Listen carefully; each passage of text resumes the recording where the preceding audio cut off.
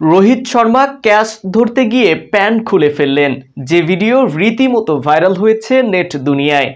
কেউ বলছে প্যান্ট খুলে যাক, ক্যাচ যেন না যায়।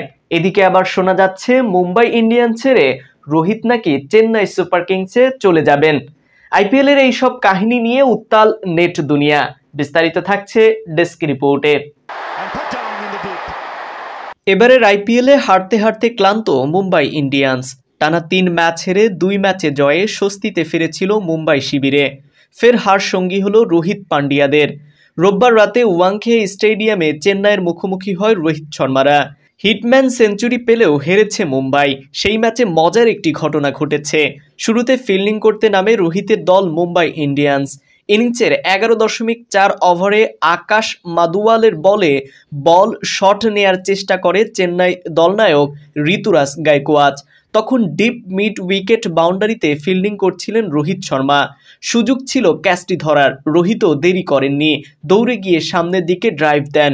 যদিও বল তালুবন্দি করতে পারেননি তিনি, তবে বল হাতে ধরা না দিলেও মাঠে স্লাইড করে এগিয়ে যাওয়ার সময় রোহিতের ট্রাউজারের কোমর থেকে পেছনে অনেকটা নিচে নেমে যায়, বেরিয়ে পড়ে অন্তর্বাস।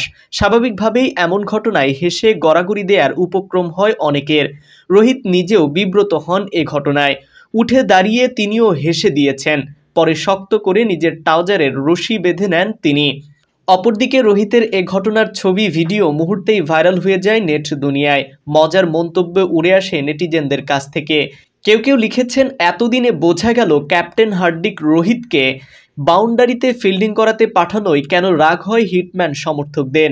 কেউ লেখেন, প্যান্ট যাক, ক্যাচ যেন না যায়। কারো মন্তব্য, নিজের প্যান্ট সামলাতে পারে না, কিভাবে ভারতীয় দল সামলায় কে জানে। ওয়াংখেড়েতে চেন্নাই সুপার কিংস নির্ধারিত 20 ওভারে 4 উইকেটের বিনিময়ে 206 রানের বিশাল ইনিংস গড়ে তোলে। 40 বলে 69 রান করে ঋতুরাজ গায়কোয়াড়। তিনি 5টি 4 ও 5টি ছক্কা মারেন। 38 বলে 66 রান করে অপরাজিত থাকেন শিবম দুবে। তিনিও 10টি 4 ও 2টি ছক্কা মারেন। 3টি ছক্কার সাহায্যে 4 বলে 20 রানের আগ্রাসী ইনিংস খেলে নট আউট থাকেন মহেন্দ্র সিং ধোনি। তবে রোহিত নিভে যাননি, অন্তত এই ম্যাচে তাই জানান দিয়েছেন। 63 বলে 105 রানের অপরাজিত ইনিংস খেলে সেই প্রমাণ দিয়েছেন তিনি। এদিকে মুম্বাই ইন্ডিয়ান্স ছেড়ে রোহিত নাকি চেন্নাই সুপার কিংসে চলে যাবেন।